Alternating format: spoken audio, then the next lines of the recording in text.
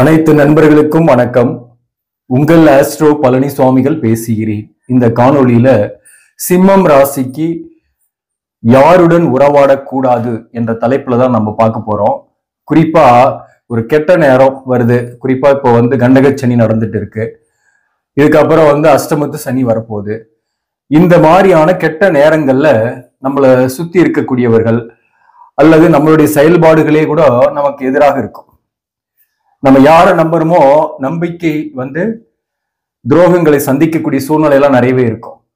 பொதுவாகவே சிம்மராசிக்கு சொல்லணும்னாக்க ஆவதும் பெண்ணாலதான் அழிவதும் பெண்ணாலதான் அப்படின்னு ஒரு பழமொழி இருக்கு இல்லைங்களா? அது யாருக்கு பொருந்ததோ இல்லையோ சிம்மராசிக்காரர்களுக்கு அல்லது சிம்ம லக்னத்தில் பிறந்தவர்களுக்கு நிறையவே பொருந்தும். அந்த வகையில பாத்தீங்கன்னாக்க நம்ம நல்ல நேரத்துல எந்த ஒரு பிரச்சனையும் வராது. எல்லாரையும் நம்பலாம், நம்பிக்கை துரோகங்கள்லாம் வராது, நம்பினவங்க நம்மளை கெடுக்க மாட்டாங்க. மேலும் அப்படியே கெடுத்தாலும் நம்ம அதுல மாட்ட மாட்டோம், பிரச்சனைக்கு உள்ளாக மாட்டோம். ஆனா நமக்கு ஒரு பிரச்சனை, ஒரு கெட்ட நேரம் அப்படின்னும் போது நம்ம எச்சரிக்கையாக இருக்க வேண்டும். அப்படி இருக்கும் போது நம்ம பெரிய அளவுக்கு பாதிக்கப்பட மாட்டோம் என்பதற்காக தான் இந்த பதிவு நம்ம பார்க்க போறோம். இப்போ சிம்மம் என்பது காலபுருஷ தத்துவத்தின் 5ஆம் பாவகம். இந்த வீட்டின் அதிபதி சூரியன். பொதுவாகவே இங்க பூரம் நட்சத்திரம் 4 பாதங்கள், மகம் நட்சத்திரம் 4 பாதங்கள், உத்திரம் 1 பாதம் இருக்கும். இப்போ பொதுவாகவே பூரம் நட்சத்திரத்தில் இருப்பவர்களுக்கெல்லாம் இந்த ஆண்டு கொஞ்சம் கடுமையாக இருக்கும்.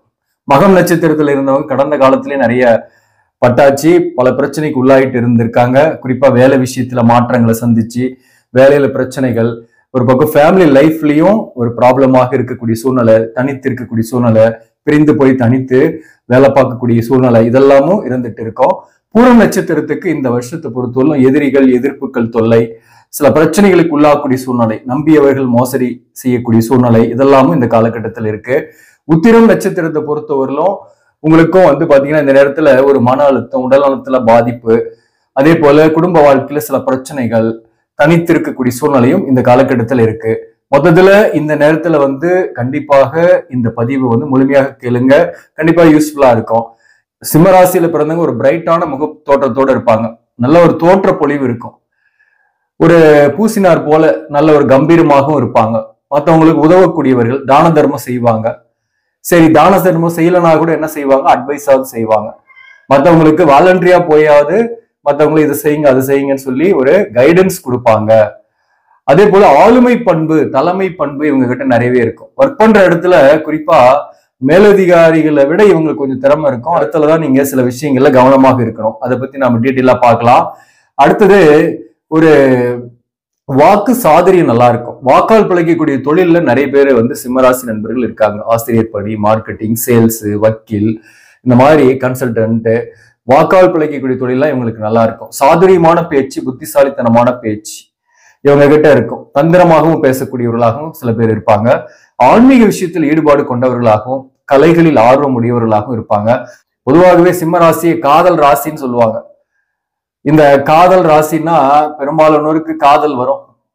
90% காதலிச்சு கல்யாணம் பண்றாங்க, அல்லது காதல் ஏற்பட்டு பிரிந்து அதுக்கப்புறம் கல்யாணம் பண்றாங்க அப்படின்றதுனால இருக்கலாம். ஏன்னா பூரம் நட்சத்திரம் இங்க இருக்கிறதுனால, சுக்கரனோட நட்சத்திரம், மகம் நட்சத்திரமும் இருக்கிறவங்களுக்கும் காதல் ஏற்படும். காதல் ஏதோ ஒரு வகையில ஏற்பட்டு அது பிரிவையோ அல்லது ஒன்னா சேர்ந்து அதுக்கப்புறம் பிரச்சனையோ ஏற்படுத்துகிறது. அதனாலதான் ஆவதும் பின்னாலே அழிவதும் பின்னாலே என்ற பழமொழி சொன்னேன். அதே பெண்களாக இருக்கீங்கன்னாக்க அதே ஆண்கள், ஆண்களாலதான் உங்களுக்கு நன்மையும் ஆண்களாலதான் உங்களுக்கு பாதிப்போம் அப்படின்றதா சிம்மராசி, சிம்ம லக்னத்தில் பிறந்தவங்களுக்கு. இந்த 3ஆம் பாவகம் என்பது சுக்கிரனோட வீடு, துலாம். இவர் ஏதாவது 10ஆம் அதிபதியாகவும் வராரு. சுக்கிரனை பொறுத்தவரை உங்க ஜாதகத்துல ஆட்சி உச்சம் பெற்று இருக்குன்னாக்க வீடு, செல்வம், செல்வாக்கு, வாகன வசதிகள்லாம் இயற்கையாவே பெற்றிருப்பீங்க. நல்ல சுறுசுறுப்பா இருக்கக்கூடியவர்கள். சிம்மராசியை பொறுத்தவரை நல்ல சுறுசுறுப்பா ஆக்டிவா இருப்பாங்க. 10 பேர் இருக்காங்கன்னா அதுல பிரைட்டா தெரியறவங்க சிம்மராசி அப்படின்னு நம்ம ஈஸியா சொல்லிடலாம். குறிப்பா இந்த சிம்மராசி பெண்களை மட்டும் கொஞ்சம் சொல்லணும்னாக்க, அது வாழ்க்கை துணைவர் ஆகட்டும் அல்லது வேலைக்கு போகக்கூடிய இடத்துல உயர் அதிகாரியாக இருக்கட்டும், எல்லாருமே நமக்கு ஏதோ ஒரு வகையில கீழதான் இருக்கணும். அவங்க நாம கொஞ்சம் டாமினேட் பண்ணணும், நம்ம சொல்றதை கேட்கணும் அப்படின்னு நினைக்கக்கூடியவர்கள்.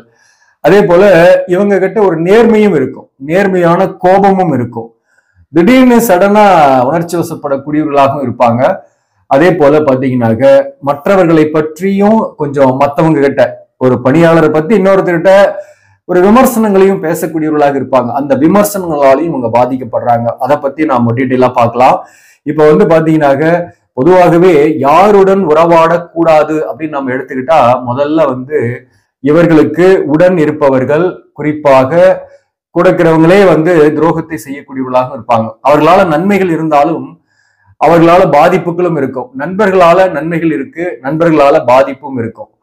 இவங்க நல்லா பழகி இவர்களாலேயே மோசடிக்கு உள்ளாகக்கூடிய சூழ்நிலை வரும். அதே போல எப்படின்னா அவங்க சொல்ற திட்டங்களை இவங்க செயல்படுத்துறது, அல்லது அவங்க ஒரு தவறான கைடன்ஸ் இவங்க சரின்னு நம்பி அதன் வழியா போய் லாஸ் ஆகிறது தான் சொல்றேன் நானு. அதே போல இந்த பங்குதாரர்கள், பார்ட்னர்ஷிப் ஃபார்ம், இந்த மாதிரி எல்லாம் பண்றாங்க பார்த்தீங்களா, பங்குதாரர்கள், கூட்டாளிகள், அவங்களால கூட பாத்தீங்கன்னாக்க பெரிய அளவுக்கு பாதிக்கப்படக்கூடிய சூழ்நிலையும் இருக்கு. அதாவது இதுக்காக நம்ம வந்து கூட்டு தொழிலே செய்யக்கூடாது, யாருக்கிட்டையுமே பழகக்கூடாது அப்படின்லாம் நான் சொல்ல வரல. இதுல இந்த இடங்கள்லாம் நீங்க வந்து ஏமாறுறதுக்கோ அல்லது துரோகங்களை சந்திக்கக்கூடிய சூழ்நிலையோ இந்த நேரத்துல இருக்கு அப்படின்றத நான் சொல்ல வரேன். அதனால கவனமாக இருக்கணும். அதே போல இப்போ ஒரு இடத்துல வேலை பார்க்குறீங்கன்னாக்க ஒரு மேலதிகாரி இருக்கிறாரு, உங்களுக்கு சக பணியாளர்கள் இருக்காங்கன்னாக்க மேலதிகாரி அவர் உங்களை விட திறமை சற்று குறைந்திருந்தாலும் அவர் வந்து போஸ்டிங் வந்து வகையில ஹையர் போஸ்ட்ல இருக்கிறாரு. அவர் ஏதோ ஒரு சொல்றாருன்னு நம்ம கேட்டுதான் ஆகணும். அந்த வழியில தான் நமக்கு வேலையில பிரச்சனை இல்லாம போகக்கூடிய சூழ்நிலை இருக்கும். ஆனா நம்ம அவருக்கு எதிரான விமர்சனங்களை இன்னொரு பணியாளர்கிட்ட சொல்லும் போது அந்த விமர்சனங்கள் அவருடைய காதுக்கு போய் எட்டும். அப்ப ஆட்டோமேட்டிக்கா உங்களுக்கு நீங்களே பாதிப்பு ஏற்படுத்திக்கிறீங்கன்னு அர்த்தம். அப்போ ஒன்று இடமாற்றமாகும், அல்லது ஒர்க் ப்ரெஷரை ஏற்படுத்தும், அல்லது வேலையை விட்டுட்டே போக வேண்டிய சூழ்நிலை எல்லாம் சில பேருக்கு ஏற்படும். அப்போ நீங்க வந்து மேலதிகாரிகளோட பழகும் போது பேசும்போது கவனமாக இருக்கணும். அதாவது அவங்க சொல்றதை ஒபே பண்ணிட்டு போறதுனால எந்த ஒரு பெரிய நஷ்டமும் ஏற்பட்டுறது இல்லை. அதாவது ஒரு நாசுக்கா நடந்துங்க அப்படின்னு நான் சொல்றேன். அதே போலதான் சக பணியாளர்கள் கிட்ட கொஞ்சம் உறவாடும் போது எச்சரிக்கையா இருக்கணும். நல்லா பேசுவீங்க, பழகுவீங்க, எல்லாருக்கிட்டையும் ஒரு ஃப்ரெண்ட்லியான மூமெண்ட் தான் இருக்கும் சிம்மராசியை பொறுத்தவரையிலும். ஆனா ஒருத்தரை பத்தி இன்னொருத்தரை கிட்ட எதுவுமே பேசாதீங்க. அதாவது குறிப்பா இன்னொருத்தரை பத்தி ஒரு வேறொரு எம்ப்ளாயி கிட்ட நீங்க வந்து சொல்றீங்க, விமர்சனங்கள் வைக்கிறீங்க, அல்லது மேலதிகாரிகளை பத்தி பேசுறீங்கன்னா அது சடனா ஸ்ப்ரெட் ஆகி உங்களுக்கே அது வந்து பிரச்சனையை உருவாக்கக்கூடியதாக இருக்கு. அதனால சக பணியாளர்கிட்ட பர்சனலா பேசுறது அல்லது இன்னொருத்தரை பத்தி விமர்சனங்களை பேசுறதெல்லாம் தவிர்க்கிறது நல்லது. அதே போல பாத்தீங்கன்னாக்க காதல், பொதுவாகவே சிம்மராசியை பொறுத்தவரையிலும் காதலிச்சு கல்யாணம் பண்ணக்கூடியவர்கள் அல்லது ஏதோ ஒரு வகையில காதல் ஏற்பட்டு அதுல ஃபெயிலியர் ஆகி அப்புறமாவது கல்யாணம் பண்ணுவாங்க. ஒரு காதல் இருக்கும். இவங்களை பொறுத்தவரையிலும் மற்றவங்களை வசீகரிக்கக்கூடிய ஆற்றல் இவங்க கிட்ட இருக்கிறதுனால பொதுவாகவே எதிர்பாலினரால் வந்து ஒரு அட்ராக்ட் ஆகுவாங்க, ஒரு அப்ரோச்சஸ் இருக்கும். ஆஃப்டர் த மேரேஜுக்கு அப்புறம் கூட பாத்தீங்கன்னாக்க எதிர்பாலினுடைய அட்ராக்ஷனும் அப்ரோச்சஸ் எல்லாம் இருக்கும். அப்போ ஆஃப்டர் த மேரேஜுக்கு பின்னாடி பாத்தீங்கன்னாக்க ஒரு எதிர்பாலினுடைய உறவு ரிலேஷன்ஷிப் வருது அப்படின்னாக்க அந்த உறவில் நீங்க கவனமா இருக்கணும், தவிர்த்துறது நல்லது. அல்லது அந்த உறவு போறதுனால என்னென்னலாம் பிரச்சனை வரும் அப்படின்றது நீங்க யோசிக்கணும். குறிப்பா திருமண வாழ்க்கையில நிறைய பாதிப்புகளை சந்திக்கக்கூடிய சூழ்நிலை வரும். குறிப்பா உங்க ஜாதகப்படி அங்க கலசர தோஷம் இருக்கு அப்படின்னாக்க இந்த மாதிரியான ரிலேஷன்ஷிப் எல்லாம் வந்து குடும்ப வாழ்க்கையை கெடுக்கக்கூடியதாக இருக்கும். அந்த வகையில நீங்க கவனமாக இருக்கணும். நிறைய முயற்சி செய்து தன் முயற்சியால முன்னேறக்கூடியவர்கள். 4ஆம் அதிபதியாக 9ஆம் அதிபதியாக வரக்கூடியவர் செவ்வாய். தாயார் மேல ரொம்ப பாசம் வச்சிருப்பாங்க. தாயாருடைய அன்பு ஆதரவெல்லாம் இவங்களுக்கு இருக்கும். ஆனா ஸ்திர லக்னம், ஸ்திர ராசின்றதுனால தந்தையுடன் கருத்து வேறுபாடுகள் இருக்கும். தந்தையுடன் சொத்துக்கள், தந்தையால் ஆதாயங்கள் இருந்தாலும் தந்தையுடன் கருத்து வேறுபாடோடு இருக்கக்கூடிய சூழ்நிலையும் இவங்களுக்கு இருக்கும். மேலும் வந்து 5ஆம் அதிபதியாக வரக்கூடியவர் குரு பகவான், அவரே தான் 8ஆம் அதிபதியாக வராரு. ஒரு பிள்ளையால செலவுகளும் இருக்கும், அல்லது மன வருத்தமும் இருக்கும். அதே போல பிள்ளைகள் வந்து நல்ல ஒரு முன்னேற்றங்கள் அடைவாங்க, பிள்ளைகளால பெருமைப்படுவார்கள். குறிப்பா நல்லா படிப்பாங்க, ஒரு நல்ல வேலைக்கு போறது, இதெல்லாம் பிள்ளைகளால மகிழ்ச்சி அடையக்கூடிய சூழ்நிலையும் இவர்களுக்கு உண்டு. குடும்ப வாழ்க்கையில பொறுத்தவரையிலும் பாத்தீங்கன்னா திருமண வாழ்க்கையில ஏதோ ஒரு வகையில ஒரு சர்டன் ஸ்டேஜ்ல வந்து பாத்தீங்கன்னாக்க தனித்திருக்கக்கூடிய சூழ்நிலை, தனியாவே, அதாவது குடும்பத்தை விட்டு பிரிந்து போய் தனியா போய் வேலை பார்க்கறதுக்காக போய் இருக்கக்கூடிய சூழ்நிலை எல்லாம் ஏற்படும். இது தோஷமே இல்லைன்னா கூட ஒரு இந்த மாதிரியான காலகட்டத்துல, இந்த மாதிரி கண்டக சனி காலகட்டத்திலயும் சரி, அல்லது அஷ்டமத்து சனி காலகட்டத்திலயும் இந்த மாதிரி ஒரு பிரிந்து போய் தனியா இருக்கக்கூடிய சூழ்நிலை சிம்மராசி நண்பர்களுக்கு இருக்கும். அப்போ அந்த இடத்துல வந்து பாத்தீங்கன்னாக்க நீங்க வந்து உங்களுக்கு வேற ஒரு ரிலேஷன்ஷிப்போ வேற ஒரு லவ்வோ வருது அப்படின்னாக்க அந்த நேரத்துல கவனமாக இருங்க. பொதுவாகவே கண்டகச்சனி நடக்கும் போது பாத்தீங்கன்னாக்க உங்களுக்கு உடன் பணிபுரியவர்கள் வேலை பார்க்கக்கூடிய இடத்துலதான் நிறைய பிரச்சனைகள் இருக்கும். ஒரு ஒர்க் ஸ்பாட்ல வந்து ஒரு ஹாப்பினஸ் இல்லாத மாதிரி, ஏதாவது ஒரு சதி வேலைகளை செய்து கொண்டிருப்பவர்களும் நீங்க சந்திக்கக்கூடிய சூழ்நிலை வரும். உங்களுக்கு வரக்கூடிய ப்ரொமோஷன் தாண்டி உங்களை பின்னாடி இருக்கிறவங்களுக்கு போகக்கூடிய சூழ்நிலாம் வரும். ஸோ இந்த நேரத்துல நீங்க மேலதிகாரிகிட்ட பகச்சிக்காம உறவாடும் போதுதான் நன்மைகளை உங்களுக்கு ஏற்படுத்தும். அதே போல பாத்தீங்கன்னாக்க அஷ்டமத்து சனி காலகட்டத்திலையும் ஒரு இடமாற்றம்லாம் ஏற்படும். அப்போ அவசரப்பட்டு நீங்க வேலையை விடாம இருக்கிறது நன்மைகளை ஏற்படுத்தும். அவசர முடிவுகளை எடுக்கக்கூடாது. கோபம் டென்ஷனால அவசர முடிவுகள் எடுக்கும் போதும் பாதிப்புகளை ஏற்படுது. சரி, இந்த சிம்மராசிக்கு எந்தெந்த ராசிகள்ல மேரேஜ் பண்ணா நல்லது, எந்தெந்த ராசியை தவிர்க்கலாம் அப்படின்னாக்க, பொதுவாகவே பாத்தீங்கன்னா சிம்மராசிக்கு கும்பராசி, மகர ராசி இதெல்லாம் தவிர்க்கணும் அப்படின்றது ஒரு ஜெனரலான கான்செப்ட். ஆனாலும் சிம்மத்துக்கும் கும்பத்துக்கும் ஒரு அட்ராக்ஷன் இருக்கும், ஒரு ஈர்ப்பு இருக்கும். ஏன்னா ஒரு சமசப்தம ராசி. இங்க சிம்ம ராசிக்கு சூரியன் அதிபதி, 7ஆம் அதிபதியாக வரக்கூடியவர் சனி, கும்பத்துக்கு அதிபதி சனி. இப்ப ரெண்டுமே ஆப்போசிட் தான். தந்தை மகன் ஒரு ஆப்போசிட்டா இருக்கக்கூடிய ஒரு கிரகங்கள் ஒத்தே வராது. ஆனாலும் ஒரு ஈர்ப்பு இருக்கும். இவர்களோட கல்யாணம் கூட ஆயிடும். சில பேருக்கு காதல்ல இருப்பாங்க, ஒரு அட்ராக்ஷன் இருக்கும். ஜாதகத்துல எந்த தோஷமும் இல்லை, பிரச்சனை இல்லைன்னா சண்டை போட்டுட்டாவது சந்தோஷமாவும் இருப்பாங்க. ஆனா தோஷங்கள் இருந்துச்சுன்னா சண்டை போட்டு பிரிந்து விடுவார்கள். இப்ப கும்பராசி சிம்மராசி கல்யாணம் பண்ணாக்க ஒரு தற்காலிக பிரிவாத அவர்களுக்கு ஏற்படக்கூடிய சூழ்நிலை ஏற்படும். அதாவது இவங்களுக்கு தோஷமே இல்லைன்னா கூட. மகர ராசி கல்யாணம் பண்ணலாமான்னாக்க மகரம் சஸ்வஸ்ரகம் 6ஆம் பாவகமாக வருது. அதனால மகரத்தை தவிர்க்கிறது நல்லது.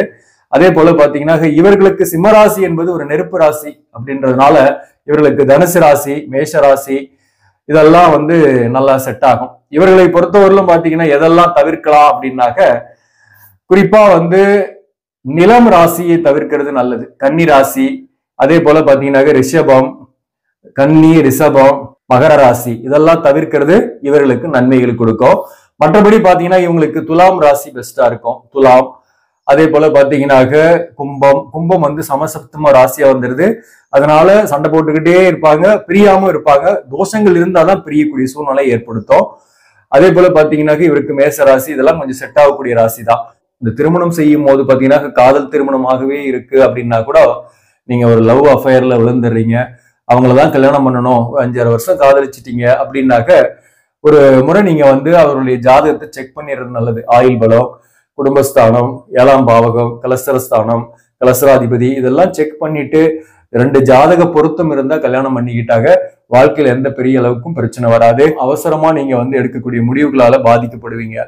அதுவும் குறிப்பா திருமணம் போன்ற இடங்கள்ல அவசரமாக நீங்க எடுக்கக்கூடிய முடிவுகளால பாதிக்கப்படுவீங்க.